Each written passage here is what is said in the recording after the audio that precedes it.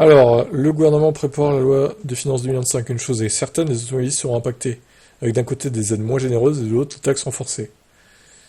Alors, taxes renforcées, ça me dérange pas, si c'est pour les thermiques.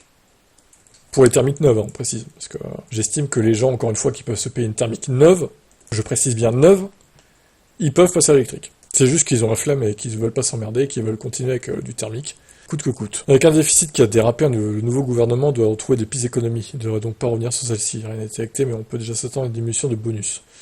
Il passerait donc à 3 000 euros. Les ménages les plus riches pourraient cette fois ne plus en avoir. Une idée déjà évoquée par Bruno Le Maire. On peut aussi s'attendre à un coup de rabot sur le bonus renforcé pour la moitié et la moins aisée. Ce bonus a été maintenu à 7 000 euros en 2024, ça pourrait être 6 000 voire 5 000 en 2025. Putain, si ça perd 2 000, ce serait énorme. Pour le leasing social, c'est le grand flou. Après son immense succès en 2024, l'ancien gouvernement avait promis son retour en 2025. Il y a donc eu un changement de gouvernement. Celui-ci est toutefois né d'un accord qui englobe le parti du chef de l'État attaché au leasing, qui pourrait donc peser pour le maintien de ces dispositifs avec toutefois des règles plus strictes. Nouveau tour de vis à prévoir pour le malus CO2, et franchement ça ne surprend pas, le barème est chaque année plus sévère. Le seuil de déclenchement est abaissé par tranche de 5 grammes, ce qui devrait à nouveau être le cas en 2025 selon un document consulté par le journal Le Monde. Le malus CO2 commencerait donc à 113 grammes par kilomètre le 1er janvier au lieu de 118. Ouais, mais c'est trop peu, 113, enfin, c'est encore trop, je trouve, 113. Pourquoi pas, genre, 99 grammes par kilomètre, genre maximum, quoi. Des véhicules encore épargnés seront ainsi touchés par le malus, et la grille sera forcément adaptée. Des modèles déjà malusés le seront encore plus. D'après le document vu par les confrères, l'objectif du gouvernement sera une hausse limitée pour les véhicules faiblement et moyennement émetteurs de CO2 et plus importante sur les véhicules très émetteurs. Il faut donc s'attendre à des premiers montants qui évolueront peu, mais la hausse de la taxe sera ensuite accélérée pour atteindre encore plus rapidement son plafond. Il y a une petite cookie, monsieur l'automobile propre là. Atteindre, pas attendre. Plafond qui sera lui-même renforcé de 60 000 à 70 000 euros.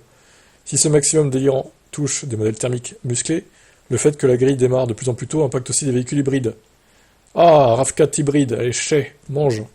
Mange le Toyotiste, mange ton malus. 230 euros en 2024. En vrai, il est pas gros le malus, hein. 230 euros seulement. Hein. Mais en même temps, le RAV4 hybride, c'est un gros SUV, c'est quoi, un 4x4? Ouais, c'est un SUV, c'est ça. 4,60 m, 1,85 m.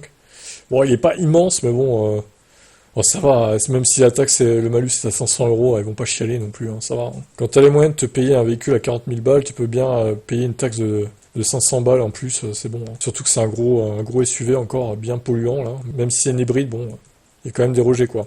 Le malus au poids qui n'épargnera plus les hybrides rechargeables. Pour rappel, depuis le 1er janvier dernier, les modèles thermiques de plus de 1,6 tonne sont taxés. Avant, c'était 1,8 tonne. Alors, 1,8 tonne, ouais, 200 kg de moins. Les électriques et hybrides sont restés épargnés, mais en 2025, fin du cadeau pour les hybrides rechargeables. Ceux-ci ont quand même le droit à un ultime geste, un abattement de 200 kg sur leur masse en note de marge à la limite de 15% de cette masse.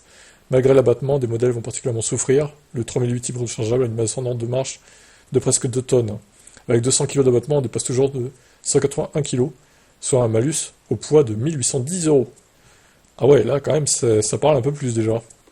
Après, je suis pour aussi qu'on malus les électriques, il n'y a pas de raison que des tanks électriques qui pèsent 2 tonnes 2, 2 tonnes 3 soient pas malusés. En vrai, je serais pour. Vous voyez, je serais pour. Objectivement, je serais pour. En 2025, les primes d'assurance auto vont augmenter de 86%, en cause notamment de la hausse constante des coûts de réparation avec des véhicules de plus en plus technologiques pour les conducteurs de VE. Attention aussi à l'exonération de la taxe sur les conventions d'assurance. Si vous avez acheté un véhicule électrique en 2024, vous serez toujours exonéré à 75%. Mais si vous l'avez acheté en 2023, l'exonération prendra fin, comme c'est déjà le cas pour les véhicules 2021-2022 depuis le 1er avril. Et oui, moi j'ai acheté en 2022 du coup le Niro, donc je suis concerné là. Très bien, eh ben écoutez, voilà, les nouvelles. Moi concrètement, je serais pour qu'on malus un peu plus les thermiques neuves, et qu'on baisse pas forcément le bonus sur les électriques. À la limite, qu'on mette un bonus une tranche maximale de bonus à 40 000 euros le prix du VE, quoi. Pas plus. Pour inciter les constructeurs à tirer les prix vers le bas. Mais ouais, à la limite, je ferais ça, mais je baisserais pas le bonus, quoi. Pour autant. Par contre, je taxerais un peu plus les voitures thermiques neuves, comme j'ai déjà dit. Voilà ce que je ferais, moi. Quel est votre avis ? Je sens que ça va débattre en commentaire encore.